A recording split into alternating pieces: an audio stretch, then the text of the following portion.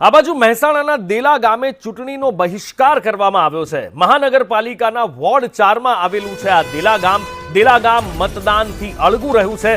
મતદાનની વ્યવસ્થા કરવામાં આવી છે, મતદાન મથકો છે, પ્રિસાઇડિંગ ઓફિસર બેઠા છે, પણ એમ છતાં પણ અહીંયા સ્થાનિકો મતદાનથી અળગા રહ્યા છે। વધુ માહિતી સાથે સહયોગી સંવાદદાતા પાયલ યાદવ મારી સાથે લાઈવ જોડાયા છે। પાયલ, મુખ્યમંત્રી સાથે આ ગામ જે છે બહિષ્કાર કરી રહ્યા હતા, વિરોધ કરી રહ્યા હતા, એમની ચર્ચા થઈ હતી। મુખ્યમંત્રીએ બાંયધરી આપી હતી એમના પ્રશ્નોના નિરાકરણની, એમને નુકસાન ન જવાની, અને એ પછી મતદાન માટે તૈયાર થયા હતા। દેલા ગામમાં એવું તો શું થયું કે એ મતદાન બહિષ્કાર કરવા માટે આજે મક્કમ રહ્યા છે?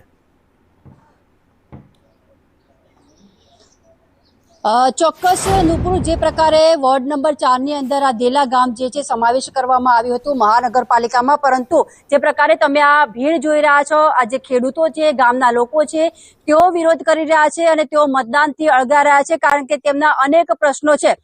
સીએમએ બાંયધરી આપી છે કે આ તમામ પ્રશ્નો જે છે તેનું નિરાકરણ આવશે। સીએમ બંગલોમાં તેની બેઠક પણ કરવામાં આવી હતી, તેમ છતાં આ ગામ અત્યારે એક જ માંગ કરી રહ્યું છે કે અમારું ગામ જે છે તે ગ્રામ પંચાયત જ રહેવું જોઈએ, એગ્રીકલ્ચર ઝોન જ હોવો જોઈએ, તેમને ઇન્ડસ્ટ્રીયલ ઝોનમાં નથી જોડાવું। આપણી સાથે કેટલાક ખેડૂતો છે, તેમને કહે છે કે સંદેશ ન્યૂઝ જે પ્રકારે અપીલ કરી રહી છે કે 100% મતદાન થવું જોઈએ, આ લોકશાહીનો પર્વ છે અને લોકશાહીમાં જોડાવું જોઈએ। શું કહેશો? તમારી વાત સાચી, તમારી વાત સાથે 100% સંમત। અમારું ગામ, અમારું સરપંચ નગરપાલિકામાં નહીં જોડાવા માટે હાઈકોર્ટમાં અમે ગયેલા છીએ, બરાબર। હવે અમે એ વખતે તમે અમને પૂછ્યા વગર વોર્ડ નંબર 4 માં અમારી ભેળવી દીધા, તો અમે વોટિંગ કરીએ એટલે અમારી મુખ સંમતિ ગણાય, એટલા માટે અમે હાઈકોર્ટમાં ગયેલા છીએ। એટલે વોટિંગનો બહિષ્કાર સમગ્ર ગામે ભેગા થઈ અને કરેલો છે કે ભાઈ અમારે વોર્ડ નંબર 4 માં આવવું એ નથી, અને હાઈકોર્ટનો જે ચુકાદો આવે એ અમારે શિરોમાન્ય રહેશે। આગળ જવું હોય તો અમે જઈ શકીએ, સરકારની અમને ખબર નહીં। ચોક્કસ, પણ સીએમ જે કહી શકાય કે સીએમ ભૂપેન્દ્રભાઈ પટેલે પણ તમને આશ્વાસન પણ આપ્યું છે, તેમને બાંયધરી આપી છે કે તમારું જે ઝોન છે તેને ઇન્ડસ્ટ્રીયલ ઝોન હટાવી અને અમે એને એગ્રીકલ્ચર ઝોનમાં લઈ જઈશું। તો પછી એક સીએમ લેવલના માણસ ઉપર આપણા ગામજનો વિશ્વાસ નથી રહ્યો? વિશ્વાસ રાખી શકાય બેન, પણ અમે હાઈકોર્ટમાં ગયેલા છીએ, અમારે તો મ્યુનિસિપાલિટીમાં જવું જ નથી। અમારો પ્રોબ્લેમ આ છે બેન, બરાબર છે, હાઈકોર્ટમાં ગયેલા છીએ। હવે ડિસિઝન જે આવતા અઠવાડિયે આવી જશે, શું થવાનું શું નહીં થવાનું, પછી આગળની વાત આગળ। 4 ગામ દેલા, રામપુરા, હોપા અને અબુવા 4 ગામ વિરુદ્ધમાં જ છે। ચોક્કસ કાકા, શું કહેશો, કેમ આ મતદાનથી અળગા રહ્યા છો? કારણ કે તમામ વ્યવસ્થાઓ અહીંયા કરી દેવામાં આવી છે, સ્કૂલ ખાતે સ્ટાફ છે, પોલિંગ બૂથના ઓફિસરો છે, તમામને અહીંયા રોકી દેવામાં આવ્યા છે। ગામને એવું તો શું થયું કે સીએમ પર પણ ભરોસો નથી અને આ ગામ અત્યારે મતદાનથી અળગા રહ્યું છે? જો કે આ લોકશાહીનો પર્વ છે, દરેકે જોડાવું જોઈએ।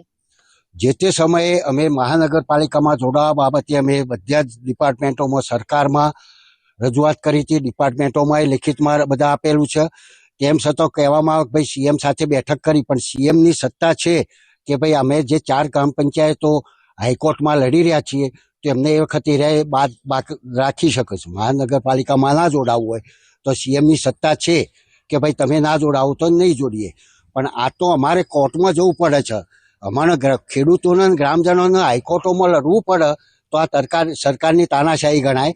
અમારું ગામ આજ સુધી લગભગ 70% થી 75% વોટ અમારા સત્તાધારી પક્ષને જ આપવામાં આવેલા છે, પણ તેમ છતાં અમારું સાંભળતા નહીં અને અમારા કોર્ટનો આશરો લેવો પડે। અમને બંધારણમાં જે હક મળેલા એ હક અમારા છીનવી લઈ અને ગ્રામ પંચાયતને અમારા તારું મારી દીધું, એ તારું ખોલી એ પછી અમે આગળ નિર્ણય કરીશું। ચોક્કસ ગ્રામ પંચાયત જ રહેવી જોઈએ તેવું કહેવામાં આવી રહ્યું છે, તો ઇન્ડસ્ટ્રીયલ ઝોન આવશે તો ઘણો બધો વિકાસ થશે। એવું નથી લાગતું અમદાવાદનો આટલો મોટો વિકાસ થયો છે, મહેસાણામાં પણ હવે ઇન્ડસ્ટ્રીયલ ઝોન આવશે ને જે તમામ વિકાસ થાય, જ્યારે વિકાસ થશે ત્યારે ચોક્કસ કંઈક ના કંઈક વિકાસ માટે કંઈક તો ભોગ પ્રજાએ આપવો જ જોઈએ અને સહયોગ પણ આપવો જોઈએ। એ બધી વાત સાચી છે બેન તમારી, પણ મૂળ વાત શું છે કે ગામ જે છે એ ખેતી પ્રધાન છે અને પશુપાલન પર નિર્ભર છે। હવે જો મહાનગરપાલિકા આવે, જમીન કપાત થાય, ઇન્ડસ્ટ્રીયલ ઝોન આવે તો ફેક્ટરીઓ નહીં આવે, તો પછી ખેડૂતોની જમીન વિહોણા થઈ જાય, ખેડૂતને બીજું કંઈ એમના પાસે ઓપ્શન રહેતું નથી પશુપાલન અને ખેતીવાડી સિવાય। તો આ જે લીલોતરી છે એને લીલોતરી રહેવા દી, અમારે ઈંટોની અને કોન્ક્રીટની કોઈ જરૂર નથી। અમે જે શાંતિથી ગામ એક પરિવારના જેમ જીવે છે એને